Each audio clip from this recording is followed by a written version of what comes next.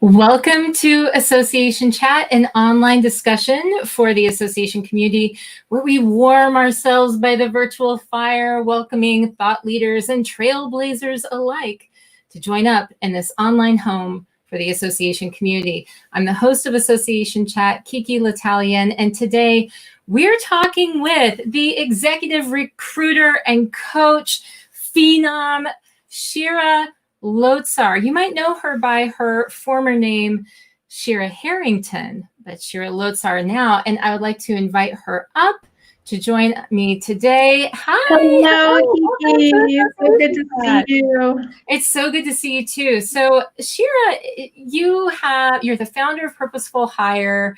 We're talking today about finding your hire purpose. Yeah. Okay?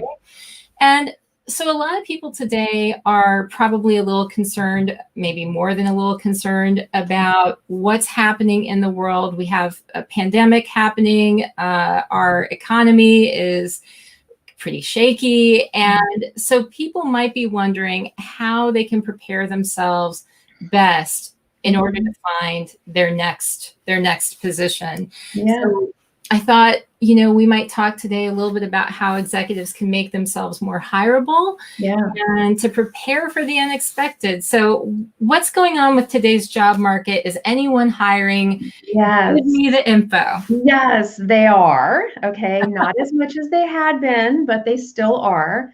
It's kind of one of those times, and we go through this every time we have a recession. So for the moment, let's just think of this as a recession, not as COVID per se. Okay. Yes. So kind of harken back to maybe, 2008, 9, 10, that kind of time frame. We're in a time frame now where employers tend to hire for essential jobs, right? Almost like in COVID, we talked about essential workers. Well, same kind of thing, where if there is a backfill for an opening, or if there is even a new position that needs to be created for this time, employers will hire. Now, that said, if they don't need to backfill, they won't. If they don't need to bring on a new person, they won't. And I'm sure that people are listening on this call, and it might be thinking from both hats, either themselves as a job seeker or themselves as a hiring manager, might be nodding their heads like, yeah, we're only going to do this if we absolutely need to. That said, people are. And yes, they're interviewing via Zoom, right? This is just kind of the way of the world now. I don't know of many people who are actually doing anything in person, but literally the Zoom calls from soup to nuts. And so what I would say to listeners is not only are the positions sort of essential, but they're also fairly niche. Right? So employers all the more now, they have been trending this way for quite some time, but all the more now are looking for very niche skills. We call this the unicorn, the purple squirrel, right? Someone who's gonna hit the ground flying, who's gonna be able to make an immediate impact on their workplace. And so it's that much more important that when you are applying for a role, that you showcase these skills that the employer has asked you for in very specific terms.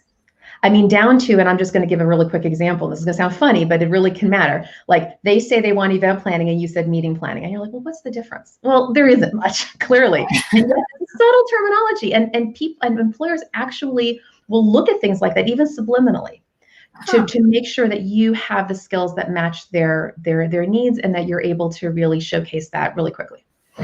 Well, that actually leads me to my next question, because I know that, when it comes to looking for a job, everybody's trying to, no matter when it's happening, everyone's always trying to differentiate themselves, to make themselves stand out, to make their resumes stand out. And right now, I imagine that the pressure is high if you are in that position where, maybe suddenly you weren't expecting to be looking, but now you are, or you can see that that's coming down the road.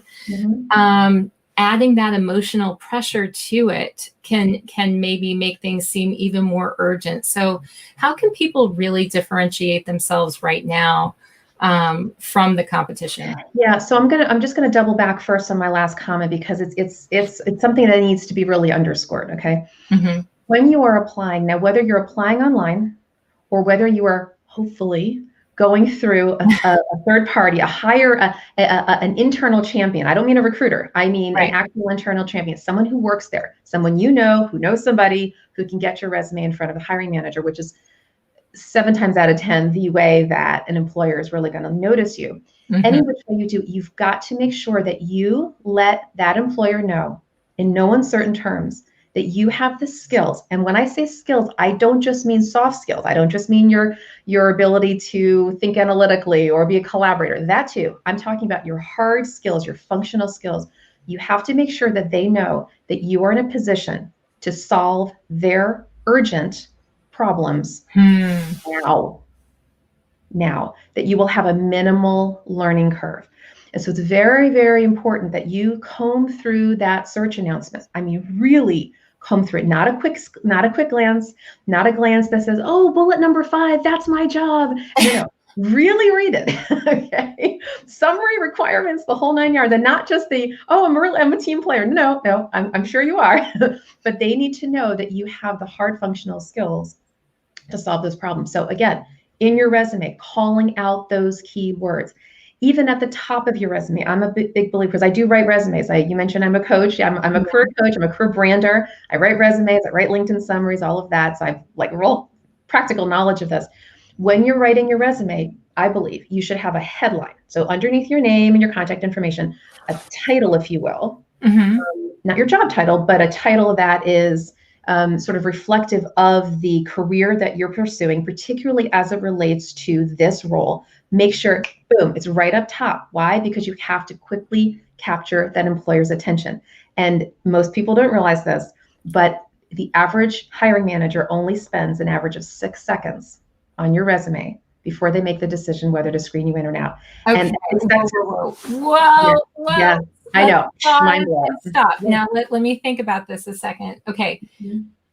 Rewind a little bit. I'm submitting this resume, and then on the other side of it, someone's going through, and we need to think visually what is going to catch their attention. I'll tell you exactly how it goes, right from top to bottom. I mean, recruiters and hiring managers can usually make their decision just like that. And here's what they're looking for. They go first, if you do have a career headline, does it match up, right? The level, the content, you're a meeting planner, you're a GR executive, whatever it is, quickly, are they catching the fact that you are connected, number one. Number two, if you have, which I recommend, a skills section at the top, I tend to do mine in text boxes, but whatever you like, the hard skills, the functional skills, again, quickly, do they line up? Number three, they're going to go down. Again, all this happens in microseconds. They go quickly scan down your resume, where you've worked. Now we're talking to an association audience. So yes, if you come from a trade association versus an IMO, a medical society versus an ag association, that kind of thing. And we all know a lot of association professionals and leaders bounce around, to different sectors, and they go society to trade, and that happens. But particularly if you are within the tribe, the ag tribe, the healthcare tribe, the whatever, financial services, whatever your membership population is, that is even more attractive to an employer. Why? Because Kiki, at the end of the day, and this is across the board, no matter what the economy is, employers are trying to minimize their risk in hiring. Yeah. That's the kicker that everybody needs to get. And the challenge with that, especially as a coach, when people come to me, as they do all the time, and say, Kira, I want to change my career. I want to pivot to this other thing. I get it. Look, my company's name is Purposeful Hire. My tagline is, for every hire, there is a higher purpose. My goodness, I am all over that. And there's this concept of where passion meets reality. Okay. So you can pursue your passion career. You can start to pivot. At the same time, you need to do it in a way that makes the employer feel safe. Where you are drawing out those skills from your background that relate to the career that you are now going to, right? So I'll give you an example outside of the association community, because I do coach a bunch of people. This is the story I love to tell. So one time years ago, I was working with an attorney, and he says, I don't want to be an attorney anymore. I want to be a recovering attorney, right? And so we figured out what did he want to be when he grew up? A writer. Now, in the world do you get an attorney to become a writer? Well, we did it. And this is what I'm referencing. So what we did was we went through his background, and I found every single example of where he had those writing skills, where he really exhibited them. Number one. Number two, we recrafted his LinkedIn profile, what's now called the About section, used to be called the Summary section, and did a whole compelling narrative around why he likes to write and the style he likes to write on, this whole thing about writing. He ended up landing a job as a journalist for a legal trade publication. No way. That's amazing. Way.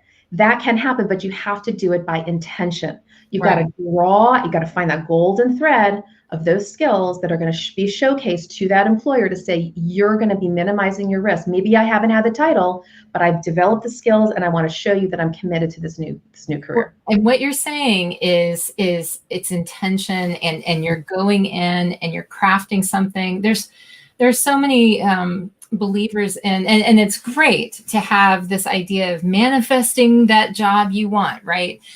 But you also, or I should say, and you also need, even if you are visualizing and you're seeing yourself in that position, in the position that you want, you need to help people out a little bit. Right. Prove it on paper. And by the way, not for nothing, for those people, and this is, I think, a very important thing to mention, for those people who are doing, again, a very intentional shift. And when I say intentional shift, I mean, not the kind that says, I'm doing X right now and I'm open to Y, Z, element OP. It's fine, but that's not what I mean by intentional, like I'm going from X to Y, and I know I'm doing it. It's not only about customizing your resume, but you actually will get a whole lot more traction if that LinkedIn profile, that About section, actually buttresses up against that justifies it. Why? Because when you write an About section in your LinkedIn profile, you are making you are staking a claim in the world. You are saying to the world, look, this is who I am. This is how I want you to see me. And people will believe you more when you have also put it in your LinkedIn, not just in your resume, because they know psychologically that you're actually taking your own risk, right? By saying, hey world, this is actually what I want to do now. You are much more believable and credible, and they're more likely to take that risk on you if they see that you're really committed to it. Can I ask you what's probably the top mistake people are making when they are, coming to you and they say, take a look at this, and I imagine if I were in that position, I'd be like, it's been years since I've looked at it. Please take a look, and I understand it needs help. But when people come and they do that, what's probably the number one place where they're making a mistake? Well, there's a lot. Okay. I'm like, how long do you have? Let me start with. I'll just start with the one that just kind of jumps out at me. And this is a resume tip. So I have found so many executives, I mean, professionals in general, but like it's even and including and especially executives, who share with me a resume that really belies their true successes. Why? What they're doing is in the bullets underneath their employer name and their title, what are they giving me? Job duties. Yeah. Job duties. No accomplishments. Or if they put accomplishments in, they're very pithy. They're not substantive. Now, not to say we always have to have metrics. That's a lovely thing, although very important if you can find them, although not every career has them. But I've just seen these sort of they're almost like flimsy looking resumes. They don't have a whole lot of substance, a whole lot of meat and richness to them. One of the things that I do with my own resumes when I write them for my clients, which certainly all listeners are encouraged to do, is number one, focus on an accomplishment story that is in roughly in this formula, SAR, situation, action, result. Okay. Some people call it STAR, situation, task, action, result, which actually is a way to share your accomplishment story in an interview. It's a wonderful way to do that.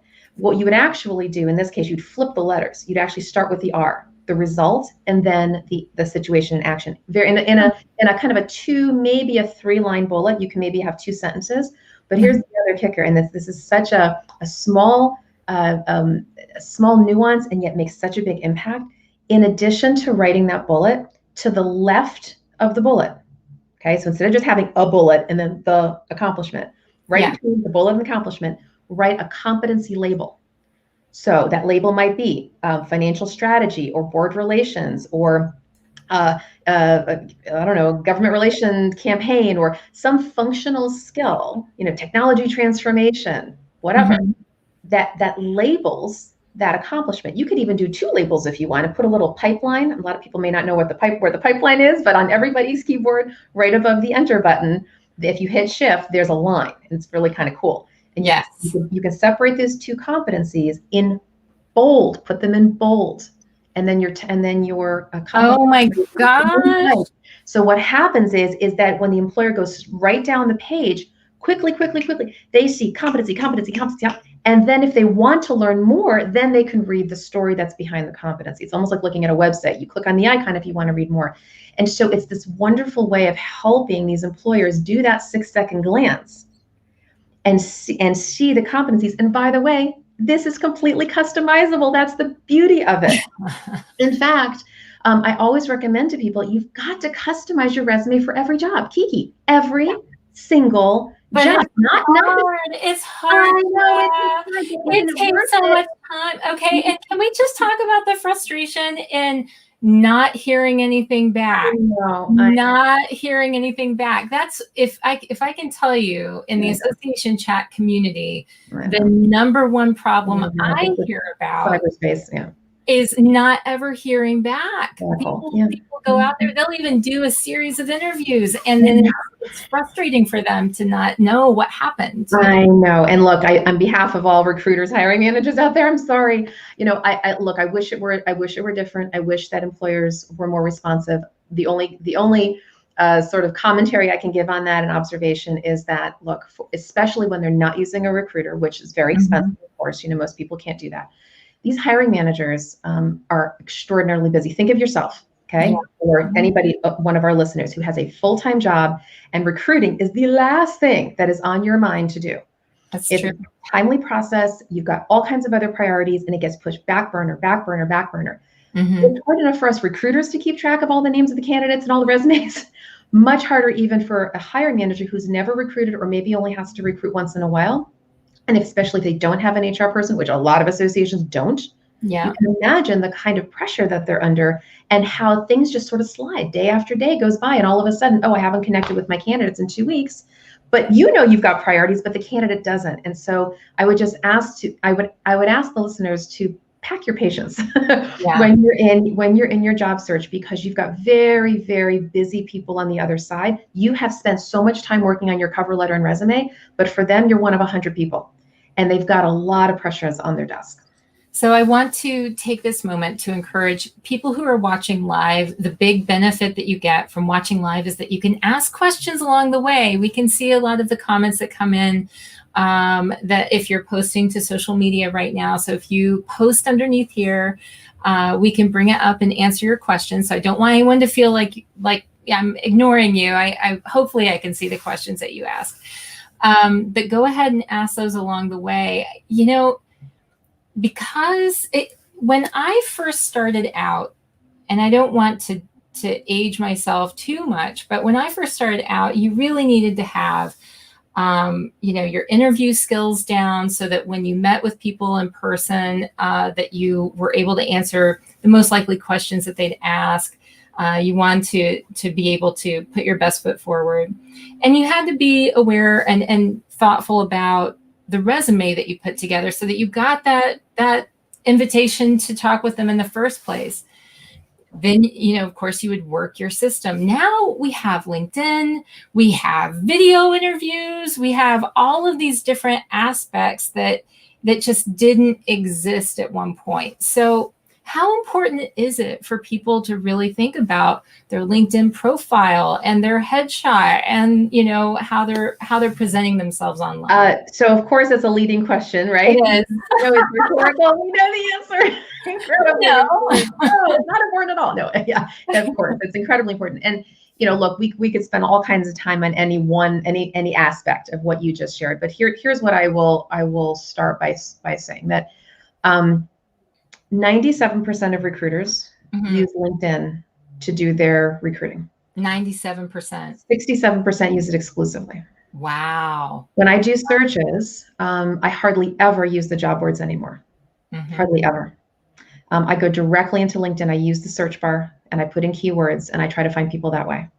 And of course, I use the networking, aspect of that as well, right? So I'll put an announcement out there and say, hey, this is what I'm searching for. Who do you know? It's a classic thing, but technique, but I don't have to use the phone anymore. Not in that way. I mean, I use the phone, but but in terms of an initial outreach, I use LinkedIn heavily to find pinpointed and niche candidates. So that's from my perspective as a recruiter.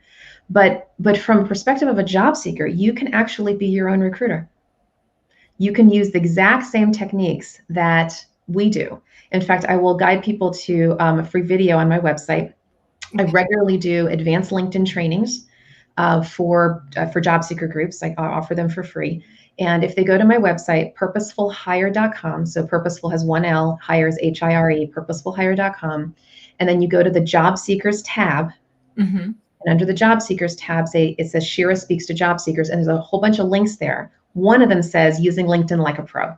So that's a live session that I did for a local job seeker group, and it goes through all kinds of techniques of what to do, how to show up, how to do this kind of searching. How do you think about the keywords you want to put in there to go find the right people? That could be peers, that could be hiring managers, that could be people who work within the organizations that you're trying to get into. Figure out who that hiring manager is, who hopefully they're a second level contact. If they are, you look at your mutual first level connection. You reach out to that person, you say, hey, I noticed you're connected to Susie Q at ABC Association. I've recently applied. Would you consider forwarding my application to that person for extra consideration? The person doesn't even have to recommend you, but just even extra consideration helps tremendously to get you noticed, because birds of a feather, right? That's right. People do business with people they know, like they do, and people do business with people they know, like, and trust. And if that hiring manager trusts the person who's referring you, more than likely they'll at least give you a courtesy interview, at least just to say, hey, thank you for referring them, right? And of course, then it's your opportunity to go get the job. But that's just one little tip. Happy to talk about more if you like. Oh, yeah. I think that's such a great tip. And if you notice that it got darker here suddenly, I thought you were doing mood lighting. So here's an interesting thing. Listen, technology, things can happen at any moment. And I had it looks like my light bulb in my lamp went out right now. But I have my 3 lighting setup, that my 3-point setup here for my lighting, and so I'm still not completely in the dark. So what an object lesson, Kiki, because you can actually talk a little bit about Zoom interviews and and lighting is not for nothing. I know. I mean, thank you for happenstance for turning out the light on me, literally, but it's interesting because there's so much to think about. And I feel for people right now who have been thrust into a position where, maybe they were looking for the right position before COVID-19 hit, and they're still looking, or maybe they're in an interim CEO sort of position, and they know that they need to find something after that. Whatever the case may be, who would have guessed that we would have to balance all of these other concerns and considerations along the way? And now how you show up and what you do when things like your light goes out while you're in an interview can say so much. And so, I think that we didn't have this written down exactly, but I think it would fall under the category of how to prepare for successful Zoom interviews. Yes. But what would you suggest to people when things like this happen? Like when your light goes out or technology? What's interesting is that here's the funny part about it, right? So when you're interviewing, whether it's live or Zoom, whatever it is, employers are, and they would never articulate this exactly this way, but this is kind of psychologically what's going on. They're looking for that beautiful blend between professionalism and personalization, right? Between who you are in terms of your business, presence, but also who you are as a human being. They actually want to humanize the interview. If you come off as too stiff and too stoic, they're not going to be able to envision you in the role. And especially because it's online and all you have is this head and shoulder shot. Okay. Yes, you only have the one impression. And Kiki, I know you talk a lot about the not only the lighting, but your background and the framing of the shot and all of that. And that's important. Yes, yes, yes, yes. And if you come off as too stiff, you don't come off as relatable. I actually had it happen recently where I was in an executive search situation, and I was participating in the search committee interviews, and we had a candidate who really tried to go after professionalism, right? Mm-hmm. And so she just made her background pristine and the lighting and everything, and ended up using a chair that was a very interestingly shaped chair, and it made her look like her shoulders had wings. And it was wow.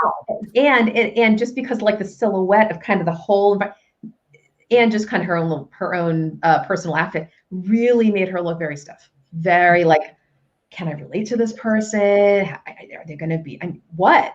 And so I had to say, well, no, the reference is actually saying she's really collaborative and nice, but the actual impression that she gave was not what she intended. Okay. Mm-hmm. And so there has to be this sort of blend. And so I mention that because when things happen, things happen. Go with it. Make a joke of it. Be lighthearted. Oh my gosh, look, my light bulb broke out. Ha ha, and people will laugh with you, and they want a comic moment, and they want to breathe, because the hiring manager doesn't want to be all stiff either. And remember, when you're in an interview, it's as if it's your first day on the job.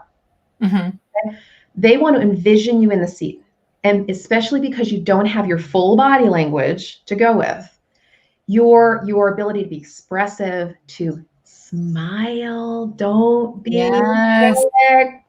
You've got to smile. You need to move around a little bit. Now, don't overly gesticulate, because that could be a little distracting.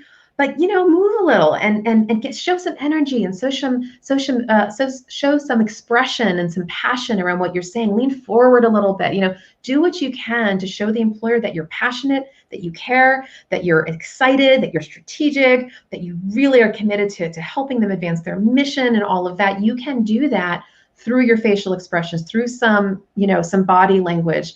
Also, Kiki, I know you've told me that, depending on a person's personality, their background you may want to change the background. I'm not sure if you want to talk about that for just a minute. Yes.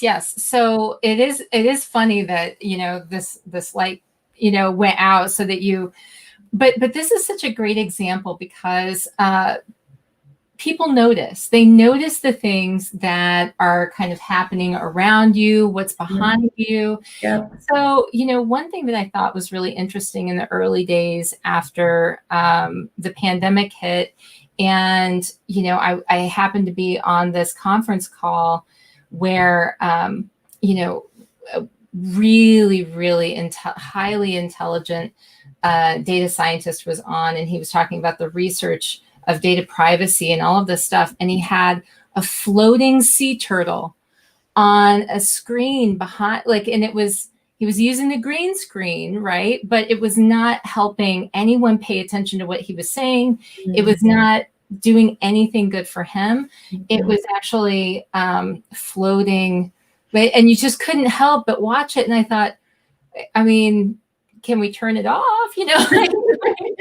And, a lot of people, it may be that you want to show a little bit about your personality, and that makes a lot of sense. But, maybe if you looked in my background, you might see that I have books organized by color, and it's, there's a repetition, there's a pattern, and that gives people a sense of security. Mm-hmm. But if I had a bunch of whiskey bottles that were stacked up behind me on a display, even if I touched whiskey once a year, and it was like a special collector's edition of whatever, people make these judgments without even realizing they're making them. Sometimes it's totally subconscious. Right.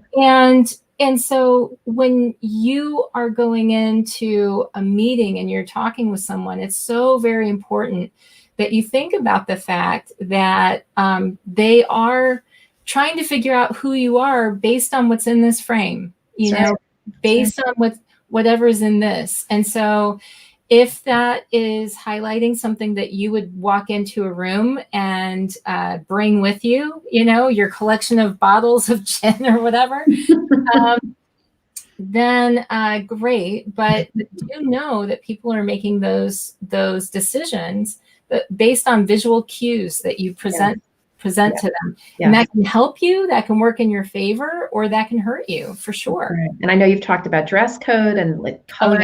You want to use solids, and you want to have colors that are not too stark, right? Yes, absolutely. I mean, that's definitely something that comes up. And, because I do these interviews all the time with the podcast, it's interesting because people who would normally, if we were doing the podcast in person and we were meeting in a room, they would be dressed up like they know that they're going to be on camera, and they would be putting themselves together in a very different way. But so many people become accustomed to dressing for comfort when they're at home. And that's fine, except when you are having a level A, meeting, interview, something where it really, really matters the way that you show up. Would you give a keynote like that? Would you show up on camera? First impression still matters. Like that still matters, even if you're at home, and maybe especially when you're at home. And so, you want to be aware of your background. You want to be aware of what you're wearing. You want to show up as your best self, and someone who's in alignment with the persona and the person, and just the type of person that you're presenting yourself to be, both online and through your resume. And that gives people a sense of trust that what you're showing up as and what's in your background connects the dots for them and ties out to really who you claim to be in other aspects of your life. And there are actually some subtleties too, even within the interview. So not only gesticulating and being warm and all of this, but let's just say you want to take notes. Okay, you want to take notes on a pad of paper. If you have to look down, people don't know why you're looking there. So it's actually good to say, hey, by the way, I'm looking away, not because I'm checking my text, but so here's an example. So anyone who's listening won't be seeing this, but here's an example. This is me looking down. And if you were just not aware of what we're doing here, would you know that I'm paying attention? Does it look like I'm totally distracted? Am I scrolling through my Instagram feed? What am I doing? Tell people. So connect them into your environment. So for example, especially now because of COVID, we're quarantined, right? So we have a lot of people have family at home, and yes, of course. Do you want to make sure that you are in a quiet room? Yes. And do you want to make sure that the dog isn't, somewhere else? Yes. And do you want to close your window? You can do what you can, but yet life happens. Somebody starts mowing outside, the dog's scratching at the door, kid barges in, or whatever. It's okay, make light of it, but bring people, in other words, don't be nervous. And I'll tell you why, because emotional intelligence is so important.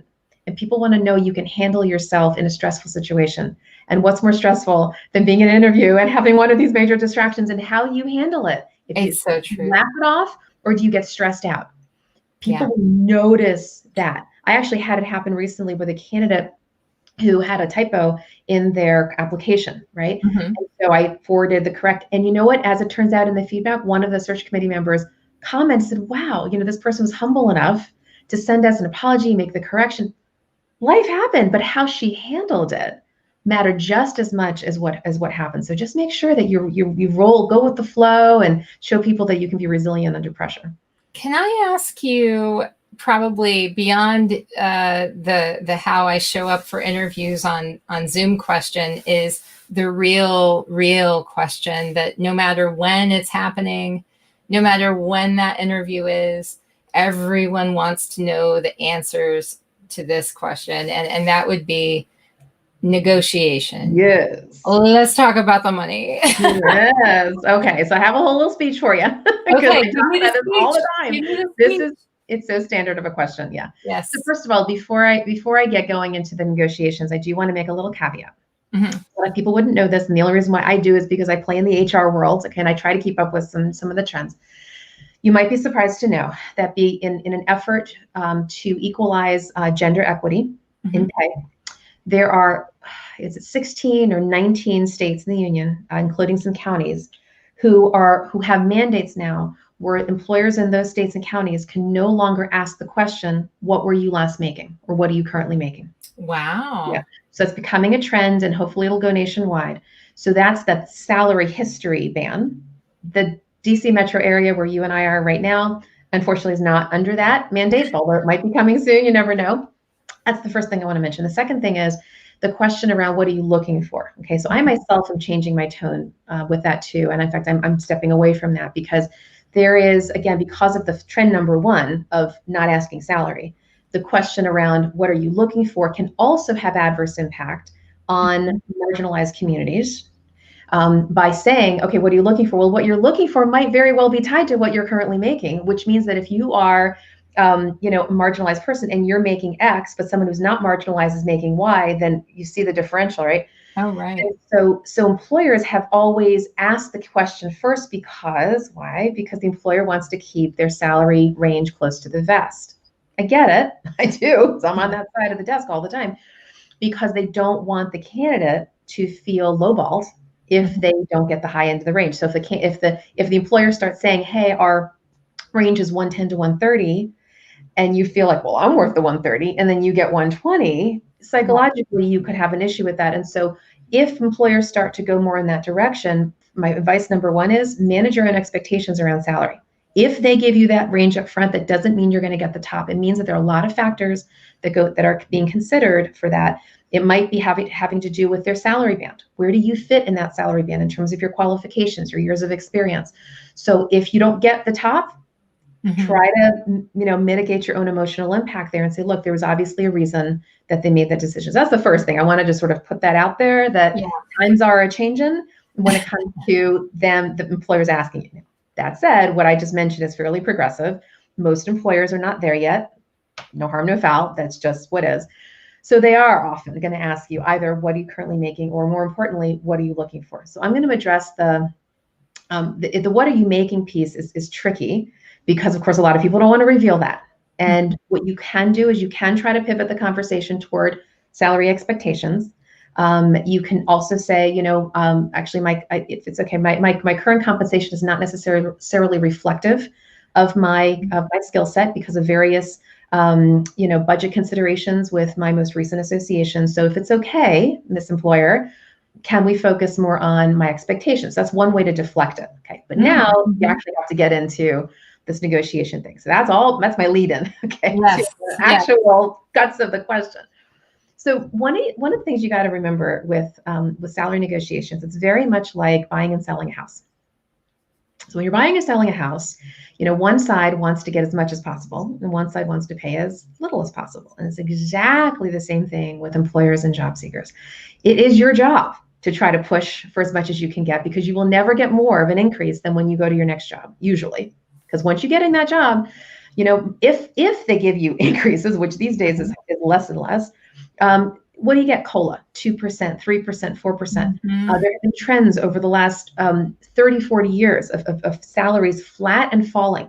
If you wanted more information, go to Robert Reich has a big talk about that. Okay, yeah, former DOL secretary. So flat and falling wages. And so if you're going to make a move, that is the time to negotiate and get as much as you can, because of course your future raises will be based on that. So how do you marry that up with your negotiation? Well, look, every recruiter and coach is going to have a different take on this. This is mine, right? So for what it's worth. So first of all, not every employer is going to ask salary up front. And you're thinking to yourself, well, that's good. I don't want to have to deal with that up front. I want them to buy who I am and what I can do, and then we'll talk about salary. Guess what? If they don't talk about salary up front, that's doing you a disservice. You know why? Because you could go all the way to the end of that process and you can be $50,000 off, and you've just wasted your time and they've wasted their time. So you actually do want the employer to ask you salary up front. And I know you're cringing at this. You're like, how do I do it? I'm going to give you a formula. Ready? Okay. So this is the big wind up, and here's the pitch. Okay. So here's your formula. I'd like you to write this down. Those of you who are listening, I'm going to give you the formula. I'm going to put a blank in the formula, and I'll tell you how to fill it in. Okay. So here's the formula. When they say, what are you looking for? You say the following. I'm seeking Okay.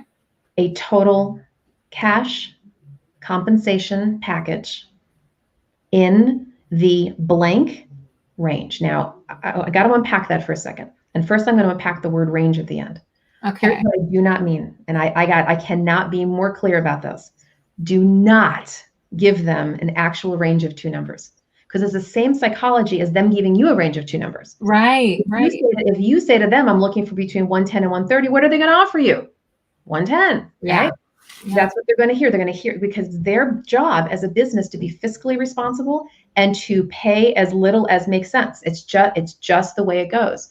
If you've been in a hiring manager position, you understand what that's like. You want to try to minimize costs. Okay, fine. So you actually, instead of a range, you put in what I call your happy dance number. Okay, now that could be that looks and sounds different depending upon who the person is, but let me give you some examples. Okay. If you make under 100, okay, I'm going to give you some levels here. So if you make under 100, you're generally going to go with one number. So your happy dance number might be 95. So you might say, I'm seeking a total cash compensation package in the $95,000 range. What does that mean, range? Well, if the employer can pay 95, they're going to jot that down and they're going to move on. But here's why that word range is so important. What if you're above their range? What if you're above their target? Right. That's the only time that employers will typically give you what their top is. And so you say, I'm looking for 95. And that's when they say to you, you know what? Thanks for sharing that. The highest we can go is 85. Do you have any flexibility? And then you can double back on the statement. You can say, look, as I mentioned, I'm seeking a total cash compensation package in the X range, which means range as a sort of a loose kind of area. Yes. By putting total cash comp in the front of it, you're talking about benefits. Yes. So that's where you can say, okay, Miss Employer, I very much appreciate that. And so might this be a good time to talk about your benefits package, because I'm looking for a total compensation package, right? So it gives you some wiggle room in the conversation. Okay, that's if you're making under 100. If you're making over 100, it gets a little trickier, so you have to be kind of careful. Right. Okay. It's while you could pick a number, let's say 120 or 150 or 175 or whatever, and when you're over 2, it's yet a different level of conversation. But once you're over 100, what often will happen is you're thinking in your mind what I call low, mid, and high. Low hundreds, mid hundreds, high hundreds, or in the over 2s and the 3s, it's same concept. Although for some reason over 2s it goes more in the $20,000 brackets, but I'm not going to get specific in that. So, but I do want to emphasize this. So when you're thinking, if you are going to say the low, mid, or high range, be careful in which range you use, because psychologically, people will think, what does low, mid, and high mean to them as an employer? Well, low hundreds technically means 100 to 130. Okay. Ish. Mid is like 135 to like 165, something like that. So if your happy dance number is actually in the low hundreds, meaning you'd be perfectly happy with 100, say low hundreds.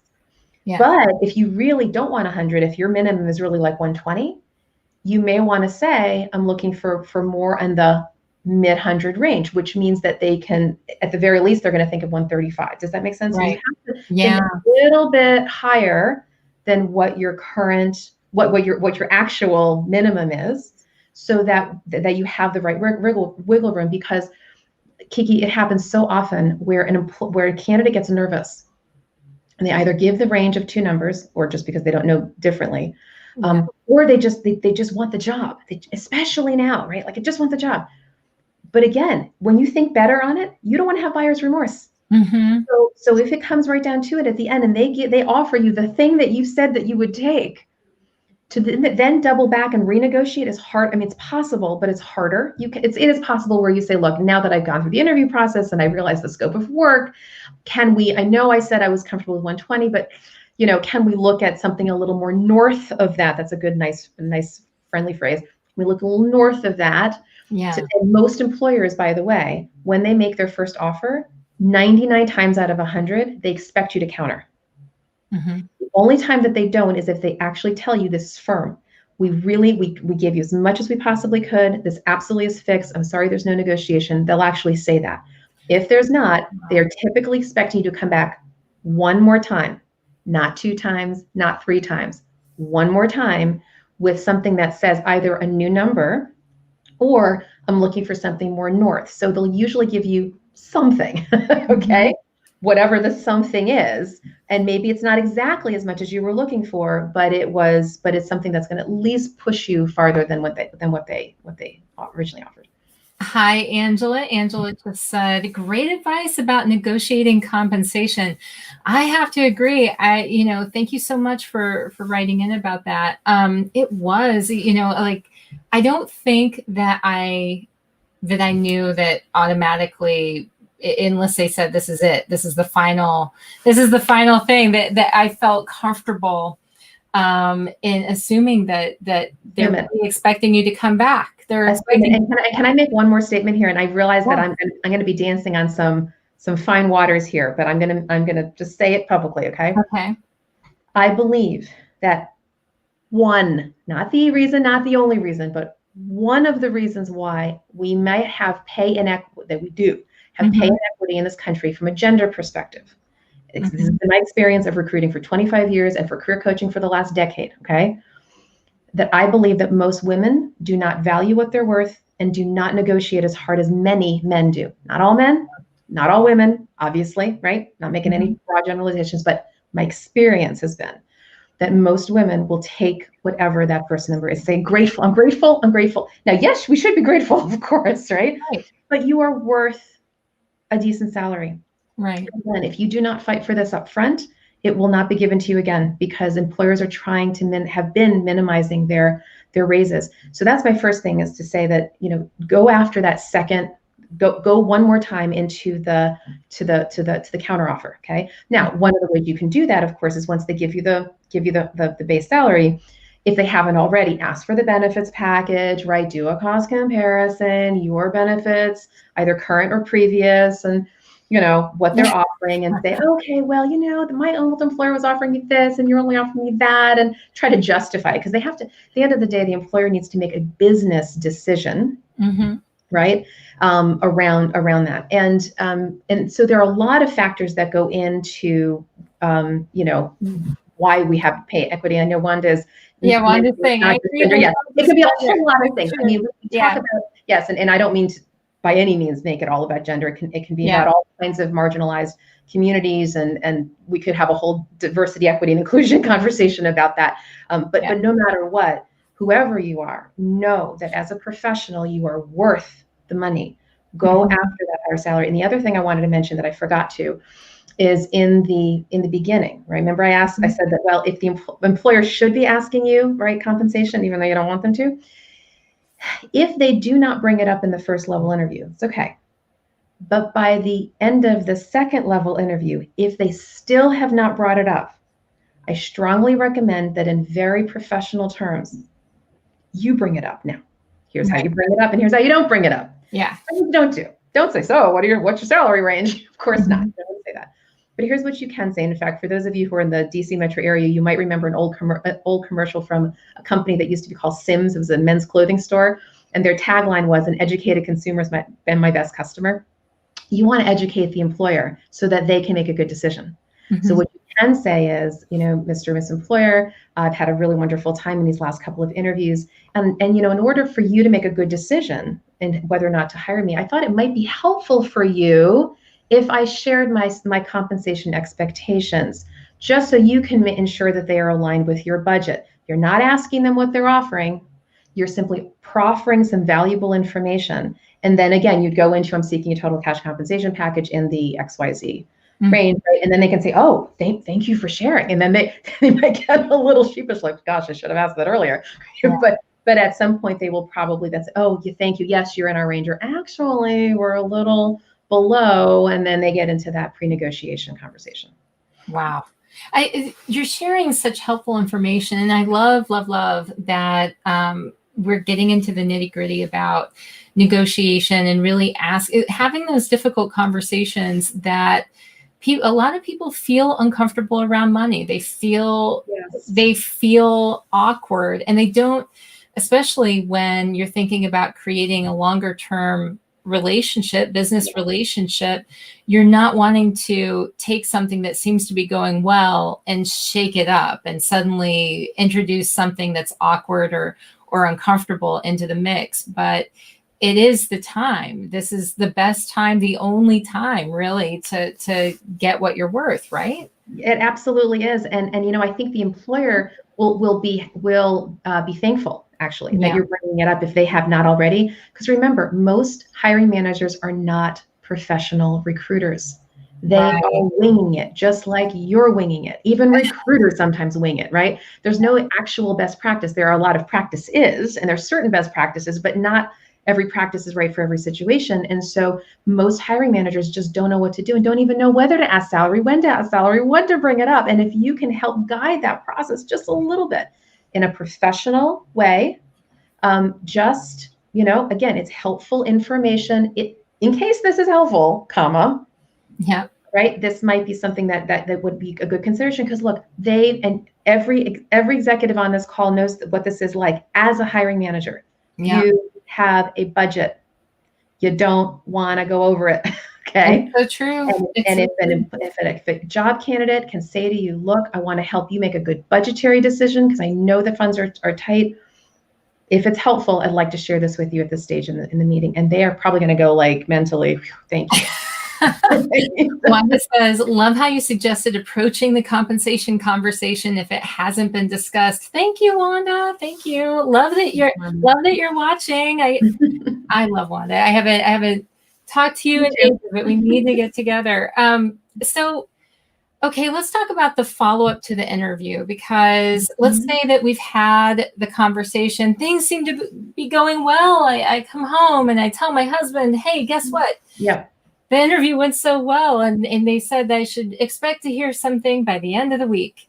Yep. And then the end of the week comes, and I don't hear anything. And so is it okay? When should I be following up? What's the story with following up? Absolutely. So my general theme for this part of the question is be enthusiastic, but not pushy. Okay. So you've got to walk a mile in the employer's shoes in the same way at the beginning of the process, keeping in mind that the reason why you might not hear back on your resume is because they're absolutely overloaded and stressed out and got 100 resumes. Same thing here.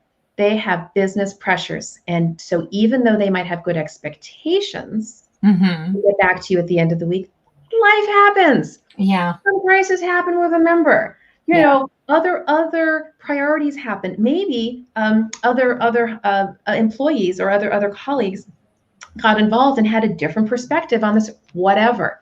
So first of all, anticipate anytime they say, whatever date they give you, push it out at least a week, honestly. Okay.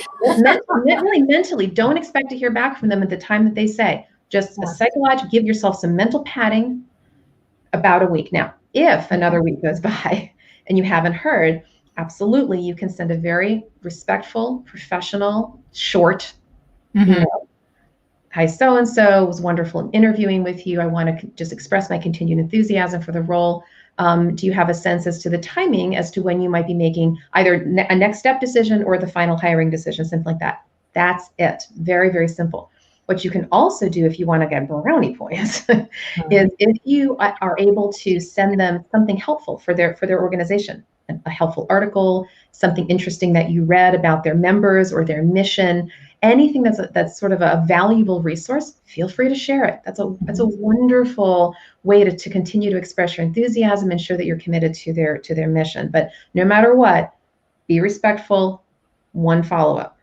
Now, if they haven't responded yet another couple of weeks, maybe you can send one more. But by that point, understand too, either there's some reason why they haven't followed up, they got too busy, or you're not the right person. But even so, here's the interesting thing about it. And I was just talking to a corporate recruiter, and he said, people don't realize that even if weeks pass, the candidate hasn't heard from us, that doesn't mean they're necessarily out of consideration. You might suddenly get an offer out of the blue. I've seen that happen over the years so many times that people are shocked. They're like, you didn't follow up, and all of a sudden you're like, you want me. Wait, what?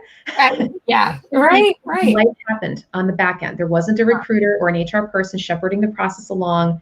It just got backburnered for whatever reason. And you know what happens is a lot of hiring managers mentally assume that the candidates are still going to be in the pipeline waiting for them when they're ready to move, which of course is not necessarily true. Number one, the candidate could lose interest. And number two, the candidate could get another job, okay? So employers erroneous, as you can see here in this talk, I'm talking to job seekers, but I'm actually giving some tips for employers too. When you're doing hiring, keep in mind, you've got a candidate out there who needs to hear from you in a timely manner. Being responsive, following up when you say that you're going to follow up. Making sure that you are as professional with them as you want them to be with you, because guess what? You're courting them too. Right. This is a marriage. This is not top down. This is a marriage. It's equal, and the candidate has to feel like you're the right environment for them. So how you treat them in the interview process gives them an indication of what it might be like to work with you. Of course, the opposite is also true, right? Because that's what the interview process is about. So every time you show up with each other, whatever side you're on, make sure that you're giving that other side a really good sense of what it's going to be like to work together. I love this.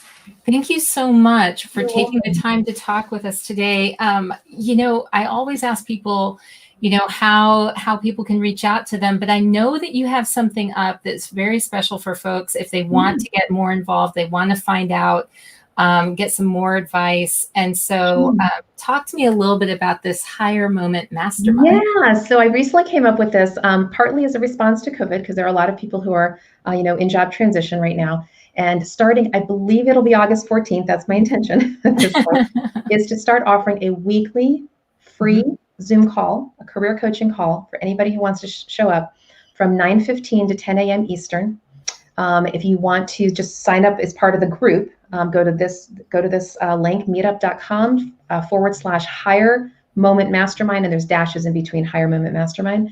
Yeah. And what I'll be doing is doing an open Q&A, but of course, to facilitate the conversation, I'm going to have a link in the announcement for a Google form. So you can actually put your top question in the form, and then time permitting, I would be delighted to answer it. And it's the kinds of things that we're talking about today, and of course, much more detail on all kinds of topics. Kiki, I know that we've talked about you showing up sometimes and giving advice on Zoom interviews, and I have other folks joining. Yeah, so this is going to be hopefully a really rich experience, again, completely free. For those who are looking for more formal help, because of course, right, I can't help everybody on those calls. Certainly, I am available to discuss career branding work in terms of resume design and LinkedIn profile creation, and creating something that's really compelling and showcases your value, your why, right? Not just your what and your how, but your why, what really drives you as a professional, and what kind of urgent problems you can solve in the world. But if that is not a budget realistic, option for you, I'm going to have some other options as well. I'm going to have some downloadables of some redacted samples of resumes and LinkedIn profiles. I'm probably going to do offer a group coaching class. So stay tuned for all of that. I'm going to try to have something for everybody so that you can get some meaningful help during this time. Well, thank you so much for joining us today. I really appreciate it. And listen, everyone, I have to say, this has been such a great gift to be able to learn a little bit more about what we can do to make ourselves more hireable, more desirable to employers out there. And employers, if you're looking for some folks and you're saying, yeah, I'm still looking to hire great qualified individuals, be thinking about how you can take these tips that you heard today and make better choices that will help with your relationships as you're building them in a business environment, but also it'll help you because maybe you'll be in that position too one day. All right. So thanks, everyone. Keep asking questions to learn every day. As Joseph Campbell once said, the cave you fear to enter holds the treasure you seek. Have a great rest of the week, everyone.